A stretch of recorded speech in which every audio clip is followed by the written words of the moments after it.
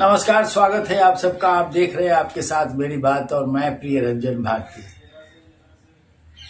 अगला साल बिहार विधानसभा का चुनावी वर्ष है और इससे पहले अभी यानी 29 नवंबर को बिहार विधान मंडल का शीतकालीन सत्र 5 दिवसीय शीतकालीन सत्र समाप्त हो गया। शीतकालीन सत्र की समाप्ति के साथ जो उल्लेखनीय बातें हुई है वो ये कि इस दौरान नीतीश कुमार की महिला संवाद यात्रा के लिए राज्य कैबिनेट ने 225 करोड़ रुपए का आवंटन स्वीकृत कर दिया। जहां अगले वर्ष चुनाव है और चुनाव से पहले नीतीश कुमार फिर एक यात्रा पर निकलने वाले हैं और इस यात्रा का नाम है महिला संवाद यात्रा। इसमें राज्य सरकार 225 करोड़ रुपए खर्च करेगी। विधान परिषद में विपक्ष की नेता राबड़ी देवी ने हालांकि इस महिला संवाद यात्रा को लेकर नीतीश कुमार पर तंजतोड़ से कसे, लेकिन इसका विरोध नहीं किया। उन्होंने इसकी तारीफ की और कहा कि ये मुख्यमंत्री का अधिकार है महिलाओं से संवाद स्थापित करना। अगर वो चाहते हैं, उनका विकास चाहते हैं तो निश्चित रूप से वो करें, ये स्वागत योग्य पहल है। लेकिन इसकी चर्चा भी सदन में, दोनों ही सदनों में खूब हुई है। कुछ आलोचनाओं के भी परचम लहराए, लेकिन सुर में सबके एक थे और वो इसकी सराहना के स्वर थे। लेकिन ये चर्चा का विषय इसलिए है कि अगले वर्ष विधानसभा चुनाव है और विधानसभा चुनाव के पहले नीतीश कुमार महिला संवाद यात्रा पर निकल रहे हैं। ये इनकी अब तक की 15वीं यात्रा है। यही जो आज विपक्ष की नेता है विधान परिषद में राबड़ी देवी, उनकी विदाई नीतीश कुमार की यात्रा से ही हुई थी और उस यात्रा का नाम था न्याय यात्रा। तब भी भारतीय जनता पार्टी के साथ था जनता दल और उसका उस समय समता पार्टी थी और फिर उसके बाद जनता दल यूनाइटेड बना। लेकिन संवाद कायम करने के लिए आज जो यात्रा पर मुख्यमंत्री निकलने वाले हैं, उस यात्रा को इस कड़ी में देखा जाना चाहिए कि ये यात्राओं के लिए माहिर हैं और जब इनको अवसर मिलता है, मौका मिलता है, किसी न किसी बहाने यात्रा पर निकल आते हैं। महिलाएं राज्य में लगभग 38% आबादी की हैं और ये 38% खास करके मुख्यमंत्री के कार्यक्रमों और उनके अभियान, उनकी जो योजनाएं हैं सरकार की, उससे बिल्कुल प्रभावित होकर के ये कहा जा सकता है कि महिलाएं एक वोट बैंक बन चुकी हैं। 48% महिलाओं में से अनुपात कितना है, जनता दल यूनाइटेड के वोट बैंक का कितना हिस्सा है, ये शोध का विषय हो सकता है।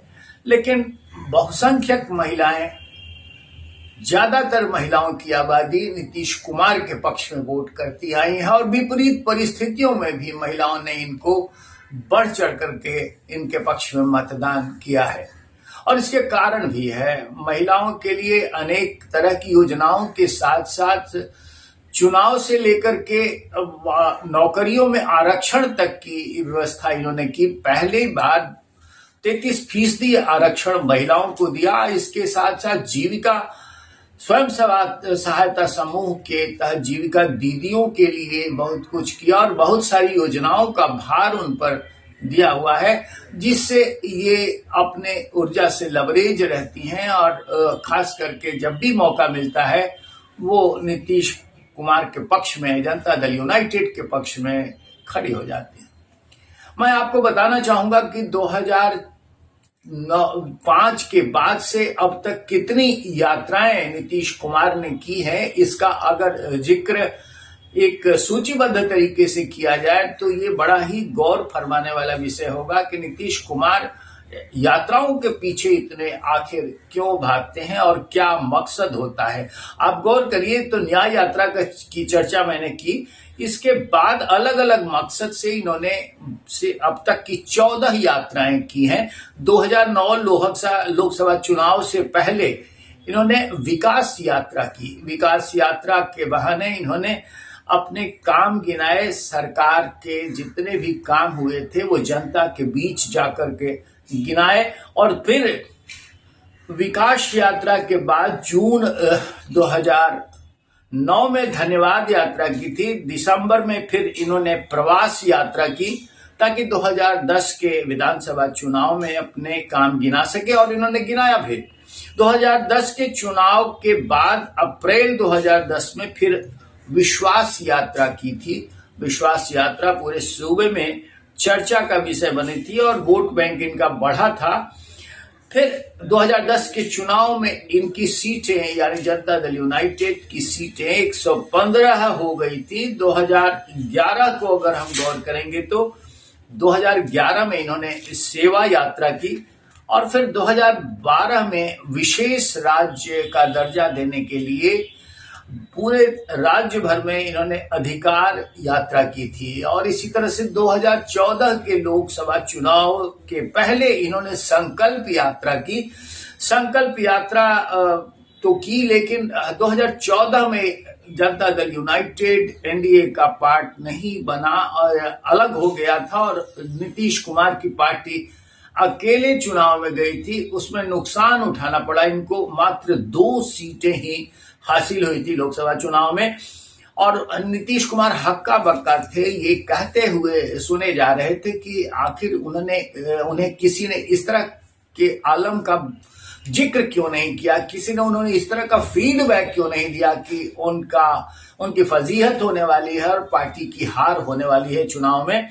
लेकिन वो दौर निकल गया, और 2015 से पहले नीतीश कुमार ने नवंबर 2014 में फिर संपर्क यात्रा की थी, और संपर्क यात्रा के बाद 2015 में महागठबंधन की राज्य सरकार बनी नीतीश कुमार के नेतृत्व में, और तब इन्होंने 7 निश्चय यात्रा की थी। 7 निश्चय यात्रा के बाद 2017 में फिर समीक्षा यात्रा की, और 2019 में जल जीवन हरियाली यात्रा की है। 2021 में समाज सुधार यात्रा की, और 2023 में समाधान यात्रा की थी। अब ये गौर करने वाला विषय है कि समाधान यात्रा के बाद ये अब राज्य के 38% महिलाओं के वोट बैंक को अपने साथ और ज्यादा मजबूती के साथ जोड़ने के लिए अब महिला संवाद यात्रा कर रहे हैं। महिला संवाद यात्रा के साथ ये महिलाओं से न सिर्फ संवाद स्थापित करेंगे, बल्कि उनकी तकलीफें और महिलाओं को दी जाने वाली जो सहायता है, जो राज्य सरकार की योजनाएं हैं, उनके क्रियान्वयन के बारे में समीक्षा करेंगे, उनका फीडबैक लेंगे। और जो इतनी बड़ी रकम इस यात्रा के लिए आवंटित की गई है, इस यात्रा के जरिए वो महिलाओं की सहायता के लिए समय समय पर योजनाएं और सहायता की राशि भी मुहैया कराते जाएंगे। क्या स्वरूप है इनकी यात्रा का, वो अभी सामने नहीं आया है, और ये भी तय नहीं हो पाया है कि यात्रा कब से शुरू होगी। लेकिन माना यह जा रहा है कि 2025 जनवरी के पहले दिसंबर माह में भी, जो अगले माह एक दिन बाद शुरू होने वाला है, इनकी महिला संवाद यात्रा शुरू हो जाएगी। वो कहां से शुरू करेंगे और कहां तक महिला संवाद यात्रा का समापन करने पहुंचेंगे, ये भी रूट अभी तय नहीं हुआ है। लेकिन ये इनकी यात्राएं भरसक चंपारण से शुरू होती आई हैं, और ये संकेत भी मिल रहा है कि शायद चंपारण से इनकी यात्रा शुरू होगी। और हर यात्रा में नीतीश कुमार मुख्यमंत्री हैं, तो इनके साथ विभिन्न विभागों के अधिकारी और मंत्री भी साथ हुआ करते हैं, राजनेताओं के अलावा। ये ग्रामीण विकास कार्य विभाग की तरह से यात्रा होगी, यानी ग्रामीण विकास विभाग इसे संचालित करेगा और जिसके मंत्री नीतीश कुमार के सबसे चहेते श्रवण कुमार हैं। तो 225 करोड़ रुपए जो राज्य सरकार इस यात्रा मद में लगाएगी, उसका निरूपण और उसका निष्पादन कैसे होगा, ये एक खाका जल्द ही सबके सामने सार्वजनिक किया जाने वाला है, उसकी प्रतीक्षा की जा रही है। लेकिन इस महिला संवाद यात्रा का वोटों में रूपांतरण कैसे हो पाएगा, ये और कितना हो पाएगा, ये मूल्यांकन करना अभी इसका समय नहीं आया है, लेकिन मूल्यांकन इसका होगा। और इस साथ साथ ये भी होगा कि महिलाएं जब इनके साथ जुड़ती हैं, चाहे शराबबंदी के मामले में इनके प्रति ज्यादा हाव दिखा करके और ज्यादा आसक्ति दिखा करके जुड़ी, या फिर स्वयं सहायता समूहों में इन संबल प्रदान करने के लिए या महिला आरक्षण देने के लिए, तो अब महिला संवाद यात्रा के जरिए जब इनके विकास की सुगठित योजनाएं सामने आएंगी, तो निश्चित रूप से महिलाओं का वोट बैंक और ज्यादा आरूढ़ और ज्यादा आसक्त होगा। अभी फिलहाल नीतीश कुमार एनडीए के मुख्यमंत्री हैं और बिहार में डबल इंजन की सरकार को, अगर ये सरकार बनी रहती है 2025 के विधानसभा चुनाव के पहले, तो निश्चित रूप से उसको बहुत लुभावकारी और आकर्षक फायदा होगा। निश्चित रूप से इसकी कई तरह की परिणति सामने आएगी। फिलहाल नीतीश कुमार इस यात्रा की योजनाओं में लगे हुए हैं और साथ साथ इस तरह की कई योजनाएं जो बिहार में लागू की जा सकती है, उसकी रूपरेखा भी चुनाव से पहले तय करने की प्लानिंग चल रही है। देखना होगा कि किस तरह से इस योजना का खाका सबके सामने आ पाता है और इसके परिणाम किस हद तक सुखद साबित हो पाते हैं।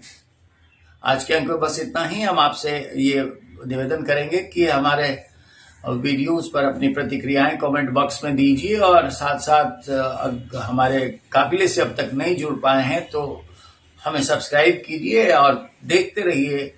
आपके साथ मेरी बात, बने रहिए हमारे साथ। फिर मिलते हैं। नमस्कार।